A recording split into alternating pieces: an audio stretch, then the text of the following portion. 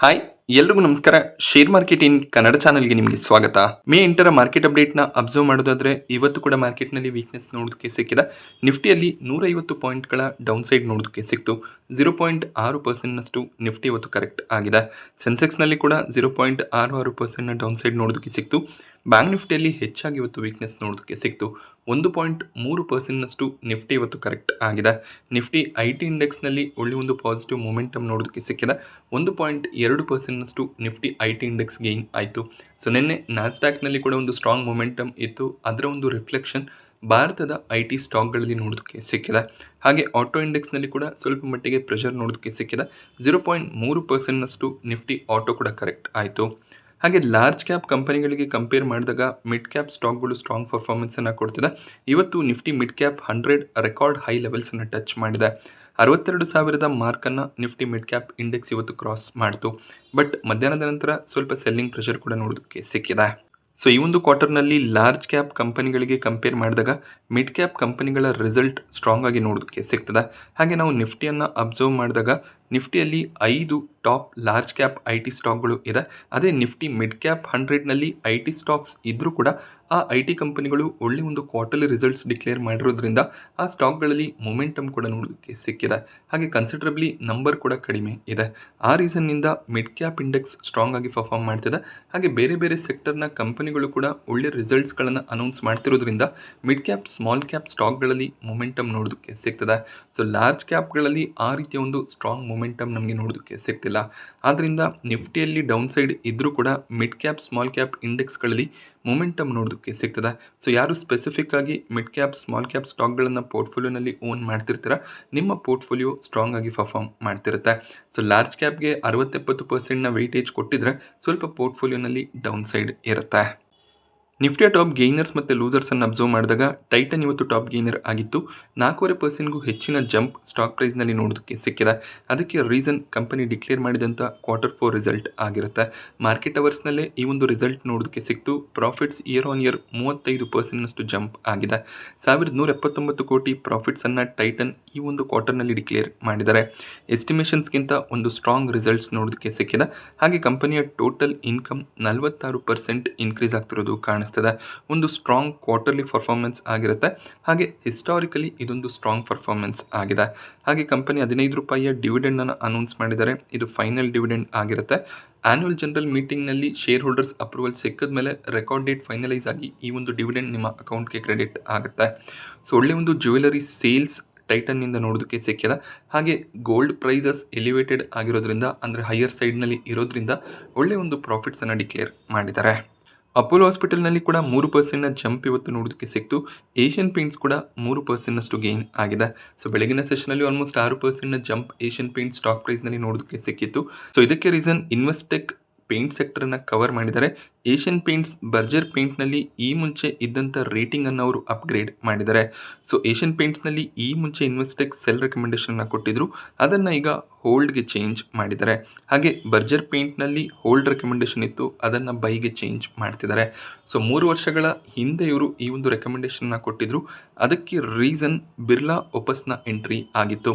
So Birla Opus ಸಾಕಷ್ಟು market ಶೇರನ್ನು already acquire ಮಾಡ್ಕೊಂಡಿದ್ದಾರೆ. Already ಅವರು ಎಸ್ಟಾಬ್ಲಿಷ್ಡ್ ಬ್ರ್ಯಾಂಡ್ ಕೂಡ ಆಗಿದ್ದಾರೆ.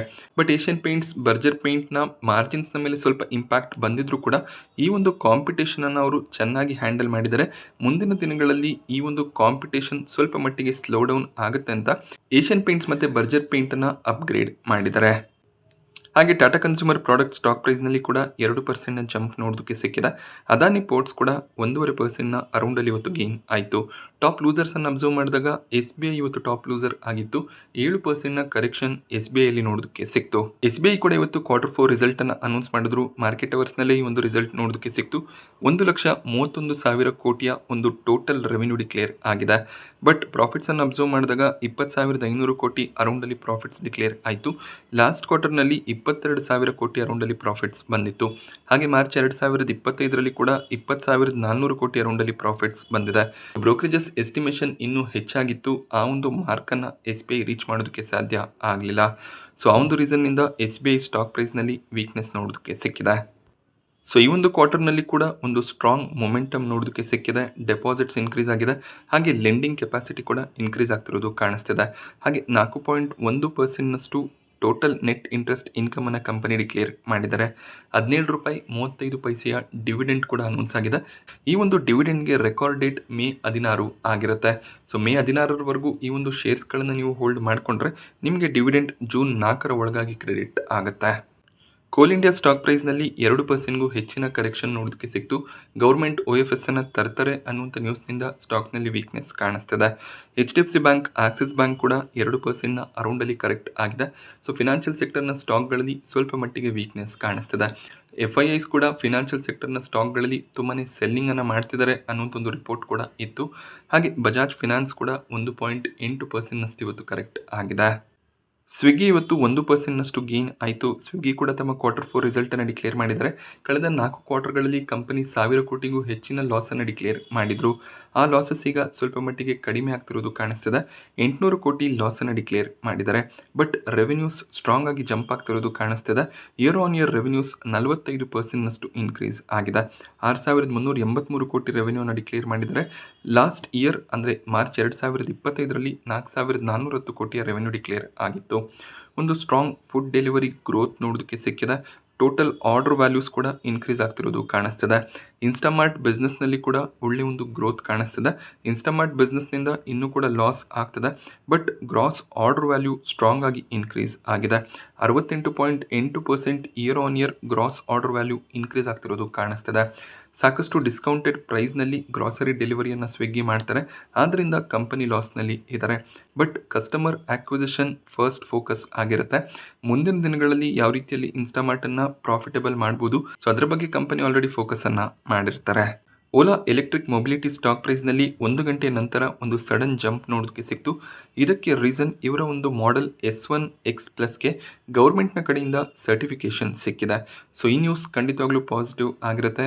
ಗೌರ್ಮೆಂಟ್ ಸರ್ಟಿಫೈಡ್ ವೆಹಿಕಲ್ ಅಂದಾಗ ಸೇಲ್ಸ್ ಕೂಡ ಸ್ಟ್ರಾಂಗ್ ಆಗಿ ಆಗುತ್ತೆ. ಪ್ರೀ ಬುಕ್ಕಿಂಗ್ ಕೂಡ ಸ್ಟ್ರಾಂಗ್ ಆಗಿ ಎಕ್ಸ್ಪೆಕ್ಟೆಡ್ ಇರುತ್ತೆ.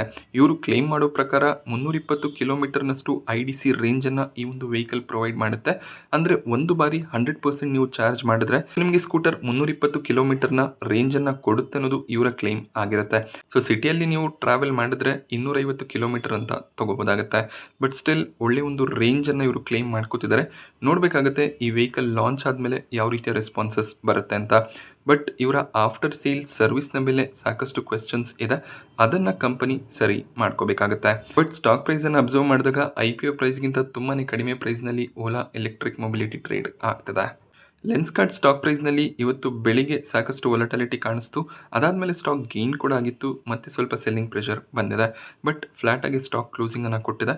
ನಿನ್ನೆ ಬ್ಲಾಕ್ ಡೀಲ್ ಬರುತ್ತೆ ಅನ್ನುವಂಥ ರಿಪೋರ್ಟ್ ಬಂದಿತ್ತು. ಇವತ್ತು ಬ್ಲಾಕ್ ಡೀಲ್ ನೋಡೋದಕ್ಕೆ ಸಿಕ್ಕಿದೆ. 6.46%ನಷ್ಟು ಈಕ್ವಿಟಿ ಸೇಲ್ ಆಗಿದೆ. ಬ್ಲಾಕ್ ಡೀಲ್ನ ಮೂಲಕ ಸೆಲ್ಲಿಂಗ್ ಬರ್ತಿದೆ. 473ರ ಪ್ರೈಸ್ನಲ್ಲಿ ಈ ಒಂದು ಬ್ಲಾಕ್ ಡೀಲ್ ಆಯಿತು. ಈಗ ಲೆನ್ಸ್ಕಾರ್ಟ್ 490ರ ಅರೌಂಡಲ್ಲಿ ಟ್ರೇಡ್ ಆಗ್ತದೆ. ಸೊ IPO ಲಾಂಚ್ ಆಗಿ 6 ತಿಂಗಳ ಸಮಯ ಆಗಿದೆ. ಆದ್ದರಿಂದ 50%ನಷ್ಟು ಹೋಲ್ಡಿಂಗ್ಸನ್ನು ಯಾರು IPOಗೂ ಮುಂಚೆ ಇನ್ವೆಸ್ಟ್ ಮಾಡಿದ್ರು ಅವರು ಸೆಲ್ ಮಾಡೋದಕ್ಕೆ ಪರ್ಮಿಷನ್ ಇತ್ತು. ಆದ್ದರಿಂದ ಸ್ವಲ್ಪ ಮಟ್ಟಿಗೆ ಸ್ಟೇಕ್ ಸೇಲ್ ಅಥವಾ ಪ್ರಾಫಿಟ್ ಬುಕಿಂಗ್ ಆಗಿದೆ. ಸೊ ಲೆನ್ಸ್ಕಾರ್ಟ್ನಲ್ಲಿ ಸಾಕಷ್ಟು ಇನ್ಸ್ಟಿಟ್ಯೂಷನ್ಸ್ಗಳು ಸ್ಟಾಕ್ ಪ್ರೈಸ್ 50-60 ರೂಪಾಯಿ ಇದ್ದಾಗ ಕೂಡ ಇನ್ವೆಸ್ಟ್ ಮಾಡಿರ್ತಾರೆ. ಅವರು ಒಳ್ಳೆ ಒಂದು ಪ್ರಾಫಿಟ್ಸನ್ನು ತಗೊಂಡಿರ್ತಾರೆ. ಅರ್ಬನ್ ಕಂಪನಿ ಕೂಡ ತಮ್ಮ Q4 ರಿಸಲ್ಟನ್ನು ಡಿಕ್ಲೇರ್ ಮಾಡಿದ್ದಾರೆ. ಇವರ ಲಾಸಸ್ ಇನ್ಕ್ರೀಸ್ ಆಗ್ತಿರೋದು ಕಾಣಿಸ್ತಿದೆ.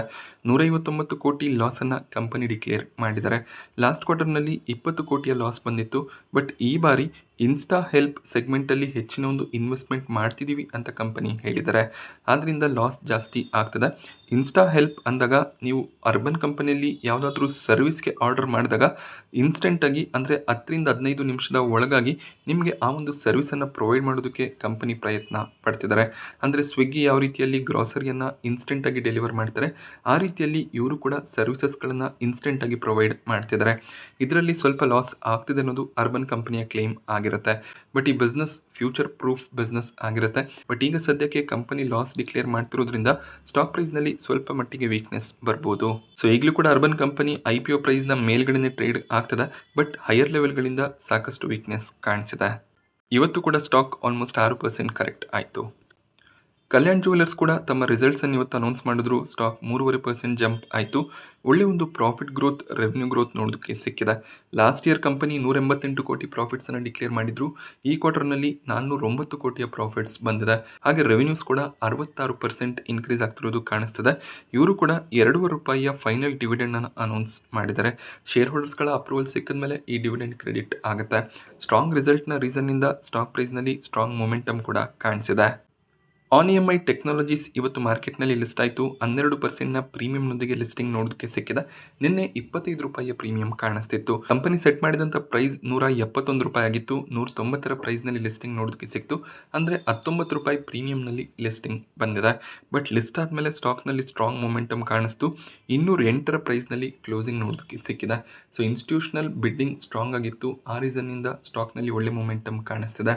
ಇದೊಂದು ಆನ್ಲೈನ್ ಲೆಂಡಿಂಗ್ ಪ್ಲಾಟ್ಫಾರ್ಮ್ ಆಗಿರುತ್ತೆ. ಅಂದರೆ ಆನ್ಲೈನ್ನ ಮೂಲಕ ಸಾಲವನ್ನು ಪ್ರೊವೈಡ್ ಮಾಡಿ ಅದರಿಂದ ಇವರು ರೆವೆನ್ಯೂಸನ್ನು ಜನರೇಟ್ ಮಾಡ್ತಾರೆ. ಸೊ ಈ ಒಂದು ಬಿಸ್ನೆಸ್ನಲ್ಲಿ ಇನ್ಸ್ಟಿಟ್ಯೂಷನ್ಸ್ ಹೆಚ್ಚಿನ ಒಂದು ಇಂಟ್ರೆಸ್ಟನ್ನು ತೋರಿಸಿದ್ರು. ನಾನಿವತ್ತು ನಿಮಗೆ ಮಾರ್ಕೆಟ್ನ ಬಗ್ಗೆ ಪ್ರೊವೈಡ್ ಮಾಡಿದಂಥ ಇನ್ಫಾರ್ಮೇಷನ್ ಇಷ್ಟ ಆದರೆ ವಿಡಿಯೋನ ಲೈಕ್ ಮಾಡಿ. ಹಾಗೆ ಇದೇ ರೀತಿಯ ಮಾರ್ಕೆಟ್ ಅಪ್ಡೇಟ್ಸ್ಗಳಿಗೆ ಚಾನಲ್ನ ಸಬ್ಸ್ಕ್ರೈಬ್ ಮಾಡ್ಕೊಳ್ಳಿ. Thank you friends.